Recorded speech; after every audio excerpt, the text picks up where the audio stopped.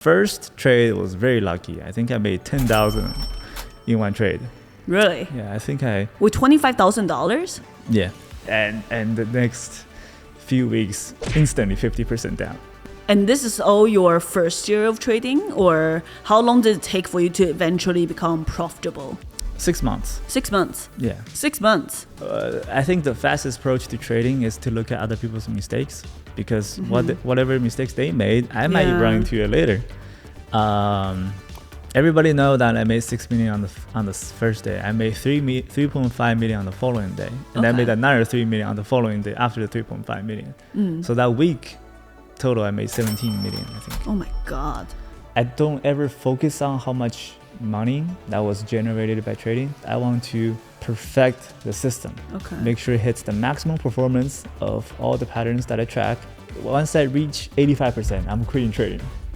Have you ever wondered how much money a retail trader can make in a single trading day? In this episode, we have a very special guest, the man of mystery, Steven Dux. Dux is a verified trader, and he holds a record for the highest P&L in a single trading day in 2022, making over $6 million trading DWAC in one day. I personally have a lot of respect for Dux. He's very young, but he has matured as a trader and mastered the art of trading penny stocks using psychology and statistics and extreme discipline. In this video, you're going to learn Steven's approach to trading small cap stocks using trader psychology, Steven's various methods of tracking statistics, how to recognize patterns and capture high profitability trades, and how to avoid overtrading. Make sure to hit the like button and join me today for a very insightful conversation with Steven Dux.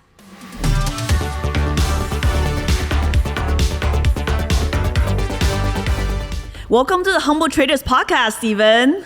Hello. You are a really famous trader on Twitter and YouTube, and you are really famously known for that. I think was the DWAC where you made $6 million in one day? Yeah. Right? So I think a lot of people know you for that, and of course a lot of other profits you've had over the years. If you could tell our audience, how's this year treating you so far, and how are you adjusting to the market? This year is not as good as 2021, 2022. The beginning of the year was okay. Ever since May and June, I mean, later this year is not very active. Yeah. And this year's market has been okay, profitable, and not making as aggressive as money as compared to 2021. Still up in the 7 figures, and the lower 7 figures, not crazy high, approaching 8 figures. But volume has gone down about 90%, 80% compared to 2021 and 2022. The market has become much more competitive compared to the last 2 years, especially on the short side. As we know that shorting has 90% or has much higher winning percentage compared to buying. So majority of the money are held by short sellers.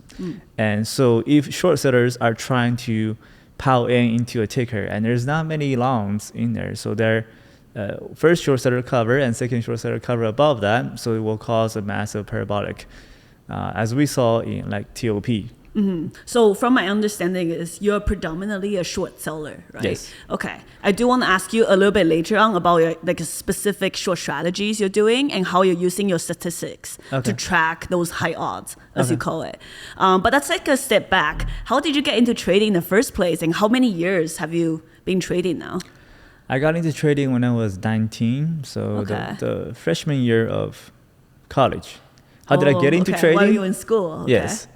I don't have a very good family history, but so at that time, my mom and dad are going through divorce. So I was just trying to solve some of the financial pressure from my mom's side, and I used my tuitions as my base money to trade, which is 25,000. Yeah, that's so.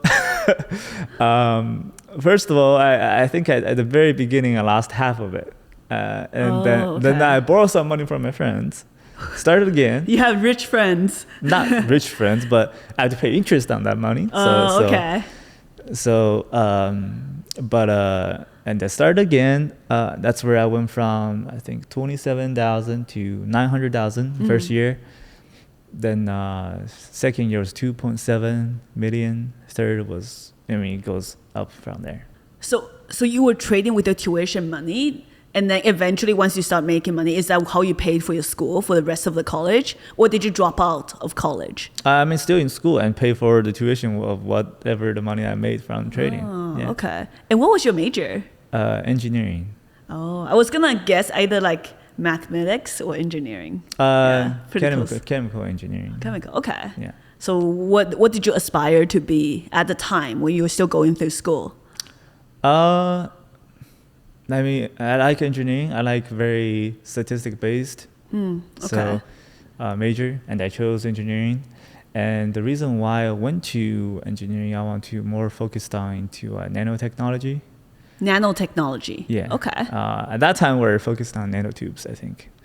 But then I shift my focus more into trading afterwards. Okay. So how did you, I understand you were trying to make some money to help out with your family. So why trading stocks? And how did you discover stock trading in the first place? Okay, so yeah.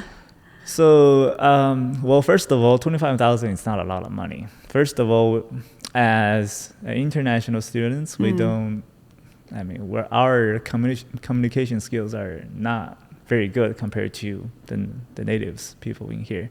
Oh, like in terms of English? In terms of English. So trying to do the talk businesses or like real estate, you have to communicate with other people.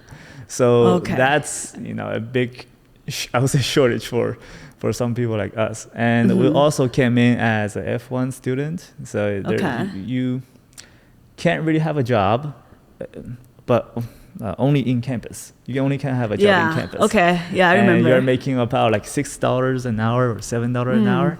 So that's not efficient. Yeah. And with 25,000, I looked through pretty much all of the industry. And the only one you can make money is trading to using small amount of capital to get over 1,000% or 10,000% return. That's where I looked into it, and I see a lot of potential into it, but I also see a lot of risk. So I just will need to take a bet. I was also an international student in the States. I went to school in Florida. So at the time, I discovered trading around the last year, so senior year, but I didn't actually trade because I didn't have the money. But I was like trying to save up from like my $7 an hour like on campus job, but that helped me save up. So that brought back some good memories. Yeah, yeah. Similar to both. So you found out about trading stocks. Did you start with day trading right away, or did you invest, or people do like a dividend investing or swing trading, or did you just dive into the wild west of day trading? Not pretty much straightforward into day trading. The first ticker I traded was a ETF. I think it was UBXY. It's an ETF, but that's the first trade, made $20. But good job. And there's a bunch of trading histories that I have. I think I dive pretty much straightforward into day trading. The first trade was very lucky. I think I made 10,000 in one trade. Really? Yeah, I think with $25,000? Yeah. Oh, okay. I think I had a $3,000 position. Okay. So ticker went like 300%. Then I made 10,000. I think the trading could be that easy. So and the next few weeks, instantly 50% down. Trading on some stupid tickers and overtrading. Were you following alerts at first, or did you actually try to learn strategies and trade? I don't follow alerts, and I want to learn strategies because I look in this industry a little bit differently, because I see, in trading industry, if you make money, somebody else is losing money. Yeah. Right? So zero-sum game? Yeah. Very simple concept. Yeah. So that means if you're following alerts, a lot of people going into one direction. That means that if 90% people in the trading industry are losing money, 10% are making money. That means majority of the, you have to go opposite of what the majority goes. So I start going the opposite sides of shorting alerts. So you start out a contrarian from like very early on. When people are like pumping all those alerts, you're shorting them. I'm shorting them, yeah. Oh, you figured that out super early. Yeah. I mean, very beginning of my career, I started making like 20%, 30% gain. I mean, then you start not work. You start to not work as well because my size is getting bigger and there's not many people chasing alerts anymore, and the stock becomes very illiquid, so it's hard to get out. But that's where my first, I would say, $50,000, $40,000 came from. So you started trading pretty big size almost right away then, right? Because you mentioned you were taking $3,000 shares, $3,000 worth of positions. Yeah. Okay. I guess you were trading with a $27,000 account to avoid PDT. Yeah. And how often were you trading? Since you didn't have the restriction of PDT, were you still trading every day? Not trading every day. Okay. But when there's a play, I'm in there. So it's still overtrading. But I think I was making about 4 to 5 trades a week. And did you dive into full-time trading, or were you still, were you managing the classwork and trading on the side? Yes, pretty much. How did you find the schedule then? Look at the phone during class. Other than the exam, but you just look at the phone during the class. Using TD Ameritrade and not anything And how did that work out, trading on the phone? Does not work very well. Okay. Slow. And first of all, it's slow. Second, it take a while to put in limit orders. So it's not quick at all. It was sometimes I miss a couple $1,000 just trying to get out at one point, and 10 seconds later, we're 10% down. And this is all your first year of trading, or how long did it take for you to eventually become profitable? 6 months. 6 months? Yeah. 6 months? That's really, really fast. Yes, because I look at... I think the fastest approach to trading is to look at other people's mistakes, because whatever mistakes they made, I might run into it later. Definitely. So I look through Guertani's entire trading record. Yeah. And I think it was on the team side of the student. They have their record on Profity. I think it was a very early stage of trading. And I was also looking at Investor Underground and other people. People on Twitter, they talk about their trading and post their profits. I don't typically look at their wins. I only look at losses, and I want to be able to, even though they don't post the entry and exit chart, but I want to be able to guess where they shorted it. I see. Where they got where they exited, or maybe they made a huge mistake. They continued to add and eventually got pulled off the position. So all those mistakes are very valuable experience for me. So that's when I become very profitable, because I actively avoiding those mistakes. Yeah, you're really young, but you're also really wise. A lot of people who start out trading, they want to see like the flashy P&Ls, the big profits, but you were looking the opposite. You're looking at people's losses and looking at learning from their mistakes. Yeah. And also, I know that there's 3 base factors. First of all, is human mistakes. That's number 1 you have to fix. Okay. Number 2 is patterns come from psychology. Yeah. Because if you're making money, that means other people are making mistakes. And you know how stock it really is. It's really emotional driven. Yeah. So psychology is plays a very big part of in trading. So understanding the people that's going the opposite directions, or they're behind the computer clicking the button, making mistakes. So you have to understand their psychology first. And third, you have to use your statistics theory to back up the psychology side. Then with those 3 combined, then it's instantly profitable. So But it will take a while. Yeah. A while to get those three things lined up Yeah. together. Yeah. How long did that take you? 6 months. Really? Everything clicked just like that in 6 months? Yeah. Oh, wow. So what kind of statistics? I know you mentioned that earlier. In the beginning, what were you tracking to realize, okay, I need to focus on this one strategy or these two strategy? What kind of specific criteria were you looking at? First of all, I mean, when I went in there, there's a lot of stuff to track. Most people go in with, okay, well, there's a lot of stuff. I have no idea what to track, right? So you start narrow stuff down. Let's say we have a ticker that's 20 million market cap, 3 million float, very similar action. Put them together. How much volume they traded, to see there's any similar actions or similar behavior. Or if it's going parabolic or start going midday or gapped up in the pre-market. So pretty much you want to categorize very similar market, very similar float, and the gap up percentages. Categorize them into one section. Try to find the conclusion of if volume changed, what happened? If flow changed, what happened? So you kind of put a fixed criteria on pretty much everything. And there's only one factor that's different. I see. So you will be able to kind of tell, okay, next time, similar flow, similar market cap. If the volume is different, I'm supposed to do this. I see. So you need a massive amount of statistics to find. I know I think at the beginning I had 25 sections. With market cap between 0 to 10 million, flow between 0 to 1. Gap up over 50%, or market cap between 0 to 20, or flow between 1 to 3. See, this time it's different, but with gap up percentage with 50%. So you only have the flow difference.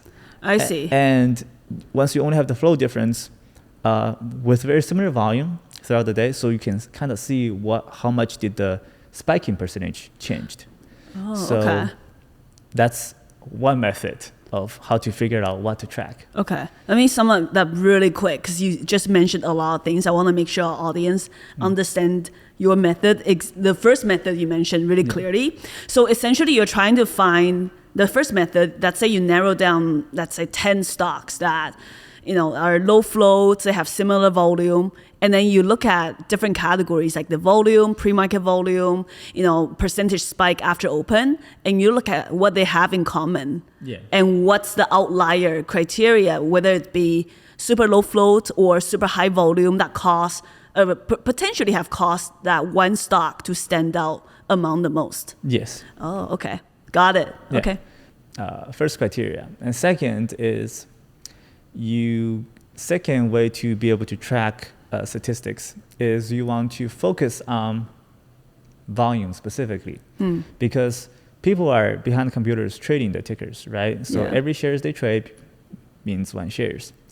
And well, of course, there's algos and hedge fund involved in there, but you have to think there's one thing that the hedge fund that won't do is they take the flow. So basically, they buy the entire flow. And first of all, they have to file to the SEC. That's not very convenient. That's what they don't want to do. And second, if you want to pump the stock, you don't want to own the entire flow, because eventually, once you sell, you're basically playing with yourself. Yeah, there's no one else to sell to. There's nobody else to sell. You need the liquidity. So you do not want to occupy the entire flow. You want to retail to go in there and pump the stock up, and they sell into the retails, and retails loses money.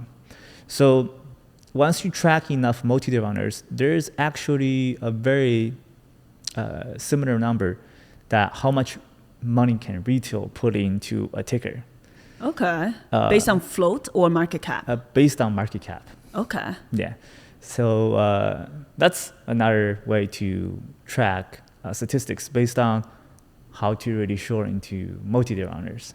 So in that case, let's say hypothetically speaking, your second method you just mentioned, let's say based on, 50 mil market cap, retail can only, let's say from that tracking, retail can only get up to 10% of that market cap, and then that's the ideal time to short?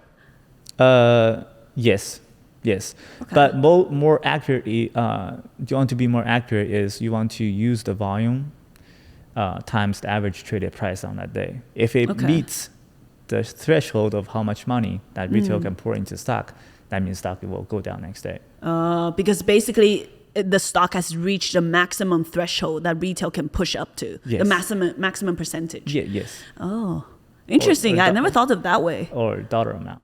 There's a lot of method. I can go. So I'll do 3. There's another way to track statistics, which I personally use, which will be volume comparison. Is that you want to? So there's 3 different categories you want to track. First of all is to be able to correctly tracking resistance. Okay. And a lot of people see, okay, well, there's a resistance that traded 50 million volume on a price of 3. And next time I want to short against with that $3 resistance, right? Okay. And so let's see, for example, let's say 50 million volume, that means 5 people. Let's say 5 people bought a stock at 3. 2 months later, stock instantly dumped 90%. Everybody wants to get out because, well, if I get out, I'll be down 90%. What's the point of me selling right now since I'm already down 90%? So the first reaction that when stock pushes back to 3, right? Everybody wants to sell. Okay. That's their instant reaction. That's human psychology right there. Yeah. So, but here comes a problem because we're dealing with low floats. So if the stock only have 3 million float and has 15 million volume in there, and that doesn't mean that there's 50 million resistance in there because there's only 3 million volume, 3 million float, sorry. Okay. From previous, let's say, chart, the resistance from like weeks ago. Yes. That doesn't have that much volume is what you're saying. No, it doesn't have the flow in there. Okay. That doesn't have 50 million flow. Okay. So if you want to, let's say every share is a backholder. 15 million shares means 15 million backholder. But if there's a 15 million shares, only 3 million flow, there's only 3 million backholders. Okay. Does that make sense? That makes sense, yeah. So next time when you try to short into resistance, that's the statistics you want to track because you are shorting a 50 million resistance, but there's only 3 million backholders in there. Okay. So there's a very possible chance that stock can push through that resistance because there's only 3 million flow. Oh, I see. So a lot of people are trying to just short based on how much volume that's against the 50 million. That's very interesting statistics to track. Okay. And you can't, once you track that statistics, it can help you avoid a lot of traps. I see. Traps. So I think the first 2 methods you mentioned helps you find a potential short entry. The third one helps you avoid getting squeezed. Yes. Okay. Yeah. Oh, thank you for sharing that. There's many stuff that I came up in the last couple of years. What about you? Are you tracking any kinds of stats yourself? Make sure to share with other traders down below. Do you think that's the reason why you pretty much stick with small caps? Because when it comes to large cap stocks, there's a lot less of these inefficiencies, right? And a lot of the patterns, the stats you track, do they apply to other kinds of stocks? No, they don't. The limitation is, except 2021, but the limitation is you cannot go beyond market cap that's above 300 million. Initial market cap. So if the stock starts to spike starting with 300 million market cap, then it doesn't work. Okay. But start less than 300 million, let's say started around 100 million, then goes all the way to a couple billion, it works. Oh, so you're talking about, let's say, the first day of the run where the stock already started from? Yes. Oh, so anything above 300 mil, that doesn't count? That's still categorized as small cap, right? Yes, still categorized as small cap. But you just won't trade it? I just won't trade it. Oh. So how you pick your stocks to trade is by volume, and the market cap has to be below 300 mil. Yes. Oh, okay. And what kind of volume are you looking for when you are scanning for stocks to trade each morning? Really depends. I mean, volume the higher the better. Okay. I mean, I do avoid first green day, very crowded volume. Okay. I avoid that type of tickers. But once they exhaust their volume, then higher the volume, the better. Yeah. Okay. What about percentage gapper? Percentage? Is there a point of like too high or like too low?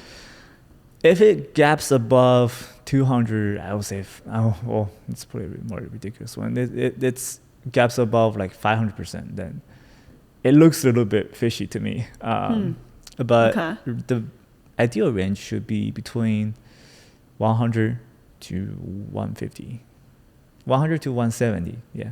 Percent. Oh, okay. Like it has to have gapped up that much for you to be interested in trading them? Not interested, but more comfortable trading them. Okay. I would gap up 500%. I'm still interested in trading them. I'm just want to be a little bit cautious on how to size in. Okay. Yeah. So I get that, 100% gainers are very normal in 2020 and 21. But what about in 2022 and 23? How are you selecting stocks then? Do you change your criteria? There's still gappers that's above 100%. Okay. Very few. Yeah, very, very.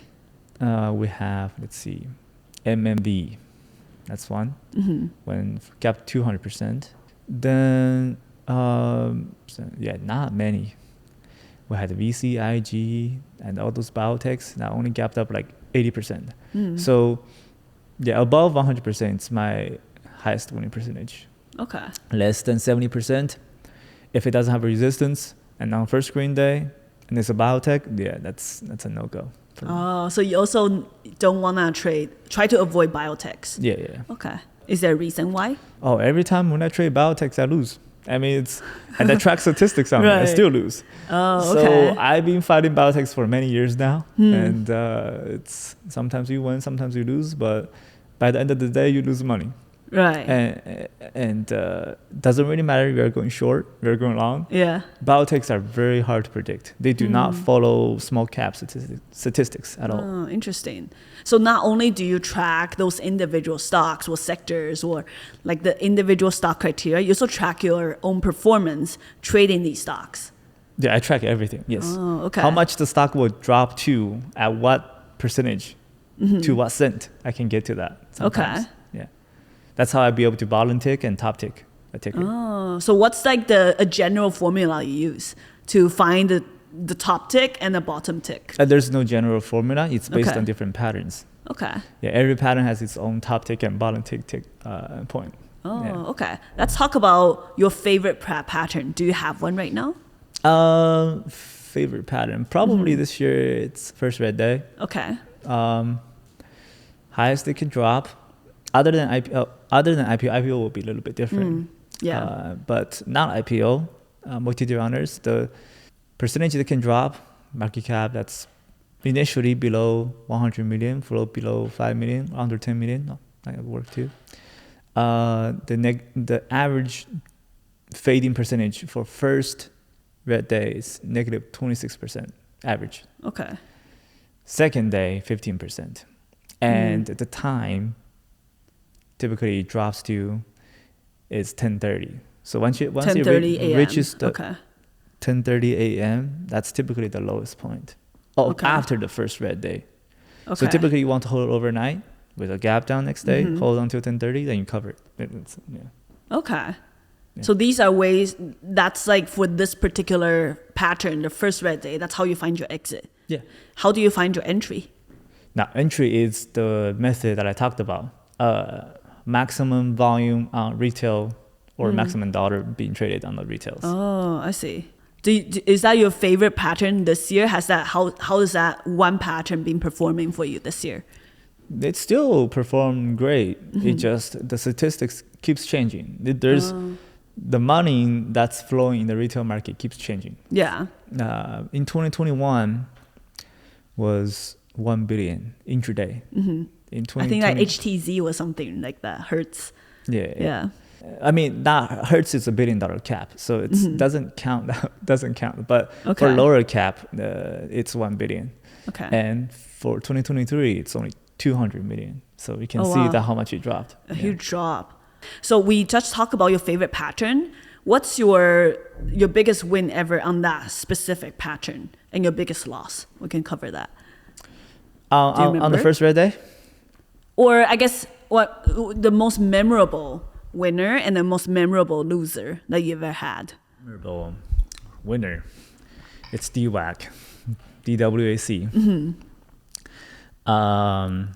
Everybody know that I made 6 million on the first day. I made 3.5 million on the following day, and I made another 3 million on the following day after the 3.5 million. So that week total, I made 17 million, I think. Oh my god! All from shorting that stock, right? All from shorting DWAC, and there's another ticker that followed with it. I forgot what's the name. It was a sympathy play. Okay. I went from 40. No, it was around 52. I shorted around 48, covered at 28. So it was a sympathy play of DWAC. Okay. The most memorable loss. Yes, I do remember one. It was a biotech. Okay. 1 million float, 1 to 3 million float. I think it did meet the maximum retail number. Okay. And you squeezed above it. Typically, I size in pretty big once it meets the retail number. I see. Because that's a high winning percentage. Yeah. That's when I cut my losses, and the liquidity was not very great. So man, it took a long time to exit. And that's why. Oh, okay. I think the highest was $1 million loss. Yeah, 1 million. Okay. Yeah. Now that's why you kind of crossed out biotechs from your trading list forever. Yeah. Blacklist now. Yeah, blacklist. Oh, okay. I mean, up to date, I still, I don't know, because biotechs, like they do gap very often. They gap 100%, 200% sometimes. And when there is no play going on, like, you know, in the last couple of months, and everybody has attempt to trade that. Yeah, and everybody's tempting. Yeah, everybody's getting squeezed. So, to be a very consistent, profitable trader, to stay alive in this industry, you have to be super disciplined. Yeah. I noticed that you don't trade every day like most traders do. How often do you actually place trades in a given month? 3 to 5, or 3 to 5 a week. No, not 3 to 5. In the recent months, three trades to 4 trades a month. Okay. Yeah, typically 1 trade a week. Oh, wow. Sometimes not even a trade. Yeah. Do you believe in, do you practice what is also a term that we recently learned from Lance Bretstein? Sorry, I keep on mispronouncing his name. He's mentioned this term called exponential bet sizing. Basically, do you size the same across all your different patterns, or do you have certain ones, like your favorite one, that you would use more risk on? Oh yeah, that's compound growth is. So I have all the patterns winning percentage down. Some patterns has 70%. Some patterns has 80%, 90%. The higher the winning percentage is, that means bigger size for me. Okay. And how do you allocate that? Let's say the basic average is, let's just use for a simple number, 1,000.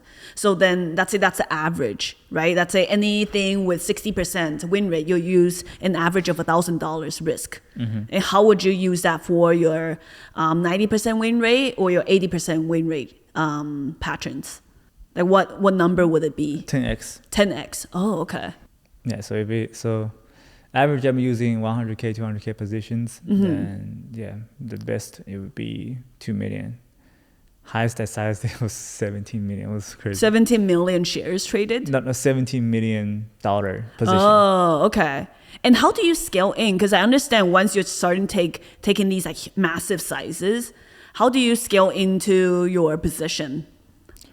How do you scale in? Parts by parts, and it has to be under 1% of the volume. Yeah. Okay. So let's say, for example, for a stock, your max size will be, let's say in this example, 100,000 shares, and you'll just divide that up into 10,000 share lots, or maybe 20,000 share lots. 50. 50? Yeah. The bigger the positions, maybe you have to break down a little bit more, but under $1 million, it should be 2. Okay. 2 entries, Oh, okay. maybe 3. Yeah.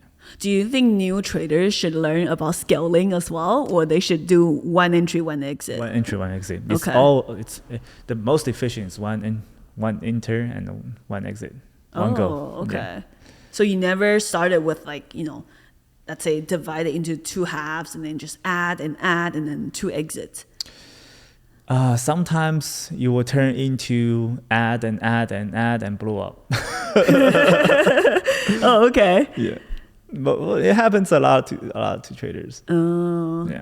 Well, basically in that case, they're not adding to winners, they're averaging down to a loser. Yeah. A lot of people think that add into winners, cut losses into losers. I disagree with that. You have to know exactly where you enter, exactly where you want to exit. And before you enter the trade, you should know that how much you will lose if you fail. So we mentioned that about your most memorable loss. So when you take these big losses, is it usually from slippage or was everything calculated beforehand? Everything calculated. Really? beforehand, Okay. yeah. I already know that $1 million loss was coming. Oh, okay. Yeah. Because it's a biotech and you were sizing in that as your A+ setup. Yeah. So you were willing to risk a bit more. Yeah. Okay, I see. You just shared some really good tips for a lot of the newbie traders. Basically, you recommend 1 entry in, 1 exit out. Yeah. Yeah, don't overcomplicate this. Maybe 2, maximum 2. Okay. But I would recommend 1 in and 1 exit. Oh, okay. And we also talked about statistics and tracking.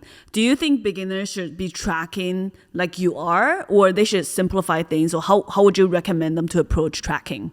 Well, first of all, for people that come to trading, you love trading. I love trading. I love to win. Yeah. Some people come in for trading that they want to make money. So either way, you want to win. So do whatever that makes you want to win. I can guarantee you that tracking statistics will make you win more. So Okay. I recommend track as much as you can. Do the method that I recommend, the first method, which finding out the outliers. Okay. And to see what's the factor that actually affect the stock fading percentages or pushing percentages. Then you will start finding your entry from there.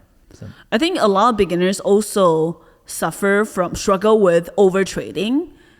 And how do you think is there any way in which they can utilize tracking statistics and help them avoid, overtrading these like random setups? Yes. There's one way. Yeah. I found out I was very helpful, and it should be the golden tips for not making stupid mistakes on overtrading. Okay. Well, to be honest, I overtrade. Okay. I even overtrade. I sometimes, hate myself overtrades because, nobody wants to make stupid mistakes and wasting money on something that you shouldn't do. Everybody does. I don't think as long as you're not an algo, everybody make overtrading mistakes. Yeah. So first method, which will be the most important one, is you want to track, well, first of all, find your pattern, find out the statistics, find out the average winning percentage, and find out the average profitable percentages. So let's say this pattern average profit, you can profit around 15%, 20%. Okay. Find out the frequency, how many times it happens a year. Generate a sheet that using a fixed size. So let's say every time when this pattern appears, I'm going to size in $5,000. I'm going to make $1,000 on the trade. This pattern happens 50 times a year, 60 times a year. You can generate a number, how much you can make a year. That's your expected return. That's your expected return. Okay. So every time when you sit in front of the computer in the morning every day, look at that number first. Okay. Look at it first. Right. This is how much I'm going to make a year. So I'm not going to make a stupid mistakes here today. I see. And it works very well. Oh, okay. Okay, let me repeat that one more time. So you basically find out for each individuals, they should find their own strategy and find the average winning percentage and their average return, like 20% return, whatever, and they put in their account size and use that the account exposure. And use that to calculate how much potentially they can make in a year after learning about how frequent that pattern happens. Yes. And use that number, be it 100,000 or 50,000, use that number as an inspiration to stay disciplined and stick with that strategy. Yeah. That's amazing. I never heard of this method. I mean, I came up with it myself because I was overtrading. Yeah. Oh, and that did help you focus on like your A+ strategies. Yeah, always focus on long term. Once you look at that number, it automatically transition your mind from short term to long term. I think what a lot of people do is like they scalp around when there's no like perfect strategy. They scalp around to make at $50 here and there, and they forget about the big picture. Here, I'll share a story. So overtrading. In the first 2 years, I was making $900,000 a year, and I think the second year was 2.7 million. And every year, I'll go into my account statement and look at what I traded, what I'm supposed to trade, what I'm not supposed to trade. Okay. Now, there's some losses that I'm supposed to lose. That's okay. Yeah. But you have to recognize what you are supposed to lose, what you are not supposed to lose. Yeah. So once I filtered what I'm not supposed to lose, I can make 4x of the money that I made that year. So basically, that's where I started to do the method that I took. Yeah. Wow. And like, especially when it's 4x, it's not even something equivalent like 1 to 1, it's 1 to 4. Yeah. And also I see it as a challenge because so basically the method I use for all the patterns, you will generate a number. Let's say you're supposed to make 20 million this year. Yeah. Every time I can only hit 30%. Highest I hit was 37. Okay. Not even close to 80% to 90% to the full maximum performance that I'm supposed to do as a perfect robot. So, yeah. So is that what you're trying to aim for? You're trying to reach closer to that 100% potential. Yes. And every time I see 30%, 37%, I have a really close friend. I talk about trading, but I keep calling myself garbage trader because I can only hit 30 or 37%. Yeah. In a way, you kind of treat trading as a game as well. Oh yeah, it's a game. Now that you've made so much money, do you think money loses its meaning? Doesn't lose its meaning. I don't ever focus on how much money that was generated by trading. Okay. Now, it is, I would say, not the priority. It is the first will be the thing that I told you is I want to perfect the system. Yeah. I want to be able to talk tick, ball and tick, make sure it hits the maximum performance of all the patterns that I track. And if I reach that goal, I had myself a goal for myself. Once I reach 85%, I'm quitting trading. Really? Yeah. So, but it was never 85%. But I think you might eventually get there. I don't think so. Really? I don't think so. Last year you did 30%. This year you say you're doing 37%? No. Highest was 37 in 2021. Oh, okay. So in a way, if you never get to 80%, you'll never quit trading as well. No. Okay. I don't think I'll ever get there. I mean, last year was this year was only 20%, even worse. Last year was sick, so it doesn't count.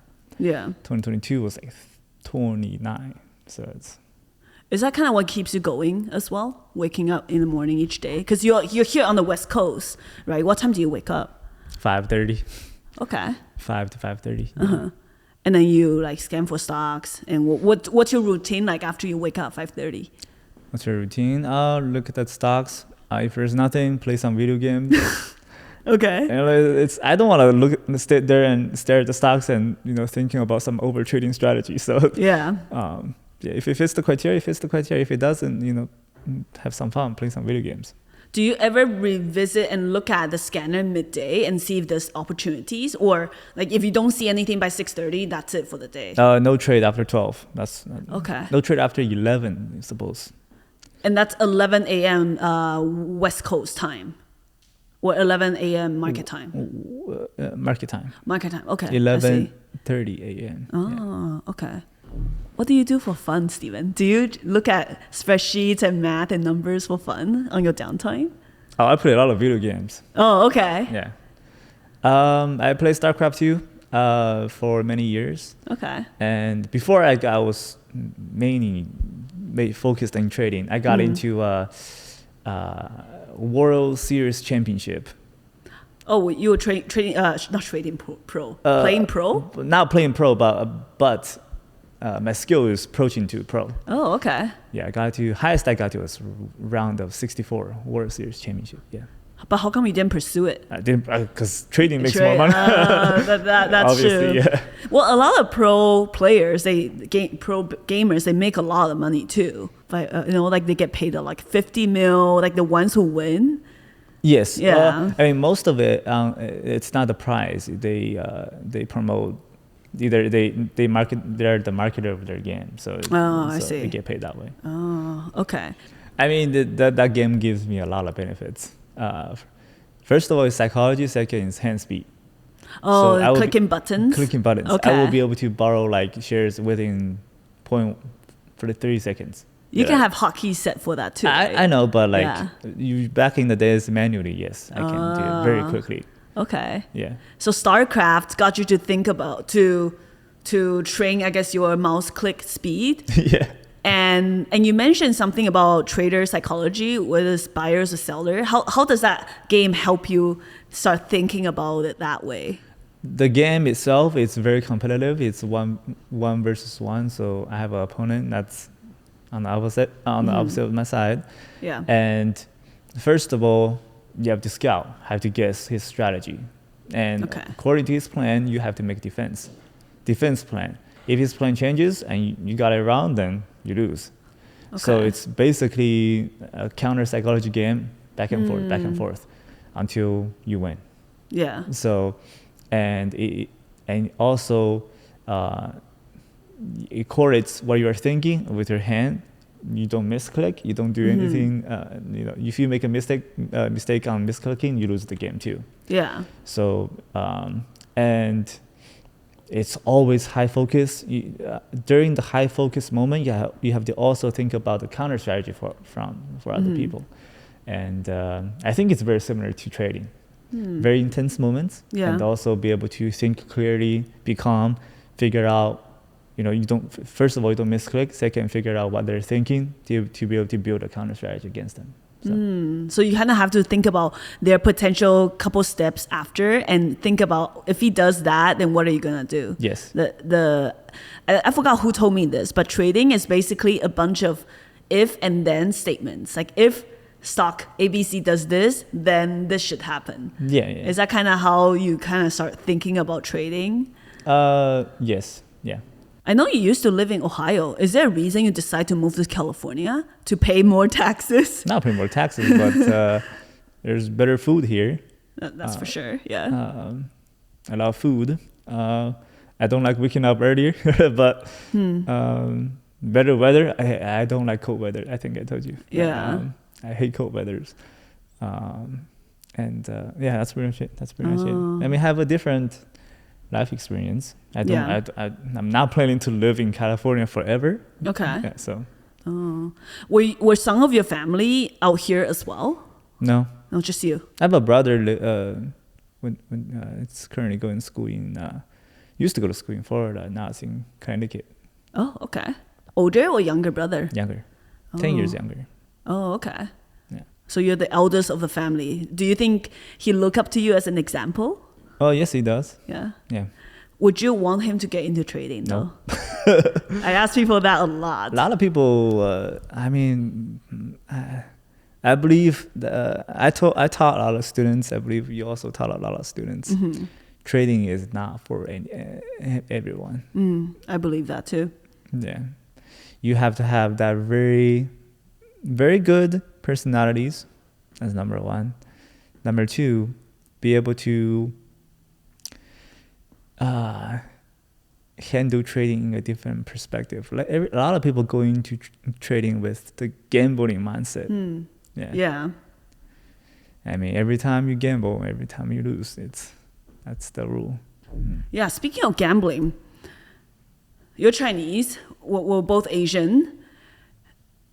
Stocks, like trading stocks or investing in stocks or even researching stocks in Asia, there's like a negative stigma.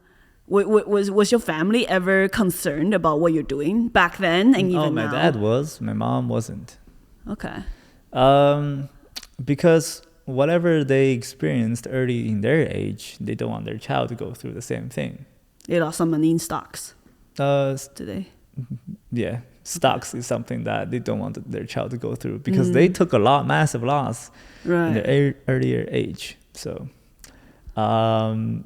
that's how parents teach their student, teach their child to, go through their life.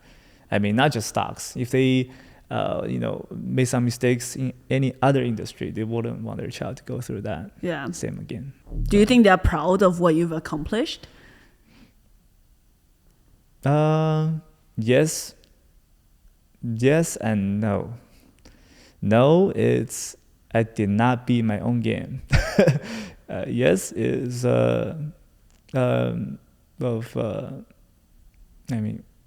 I have made some histories trading as a retail traders.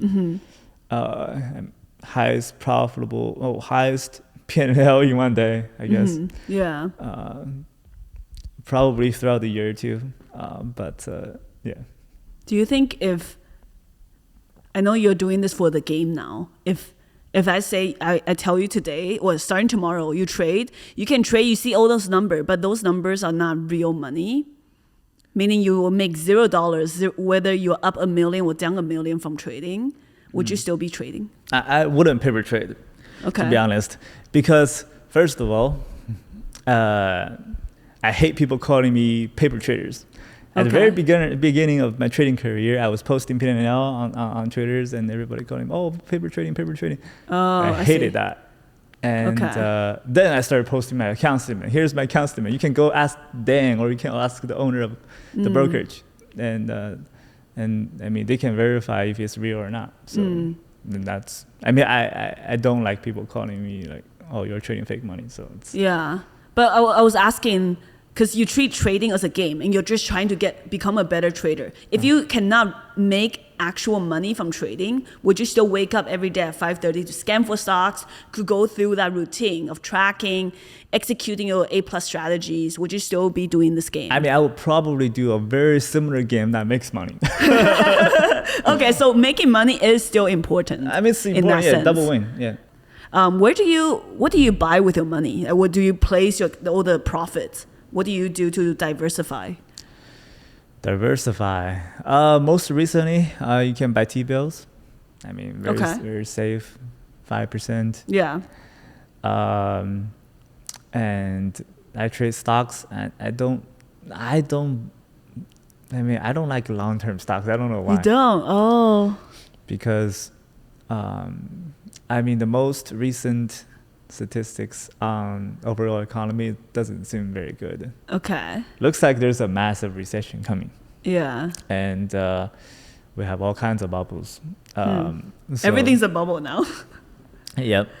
And there's going to be a large pullback. So cash is king right now. And wait until the market drops and potentially buy some div. Okay. So you don't believe in real estate, like watches, like any alternative investments?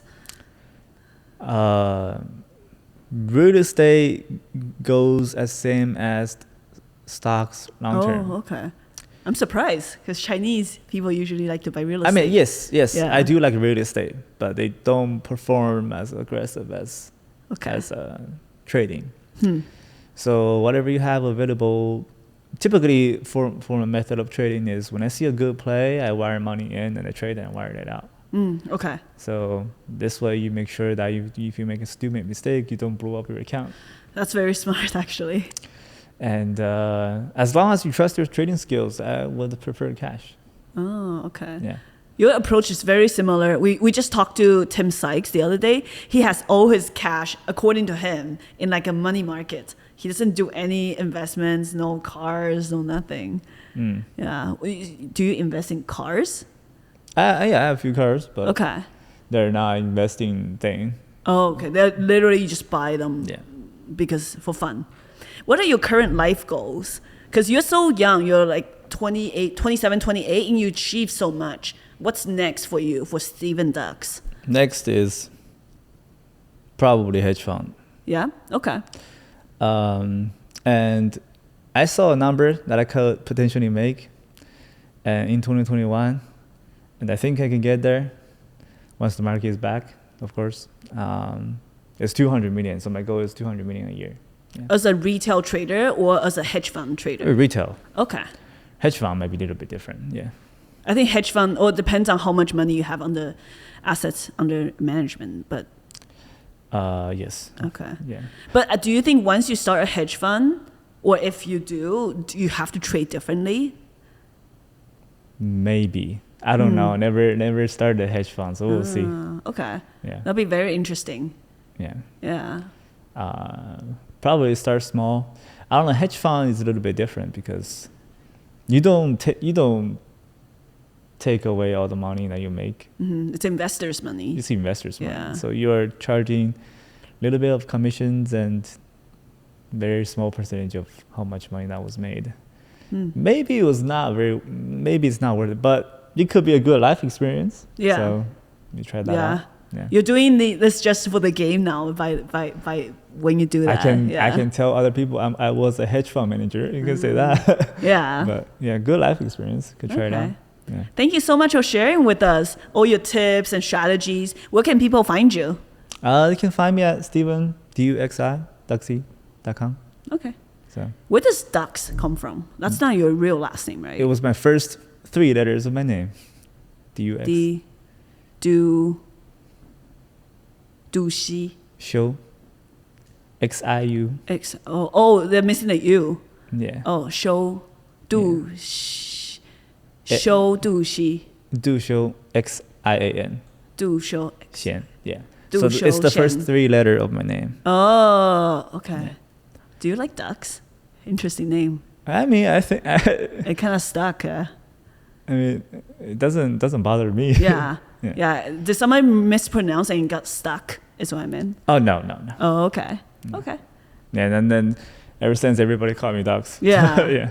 Well, thank you, Dux, for being here today and sharing so much with our audience. No problem. If you enjoyed our conversation today and learned a lot from Steven Dux, make sure to hit the like button down below. And you can check out even more interviews with other pro traders over here.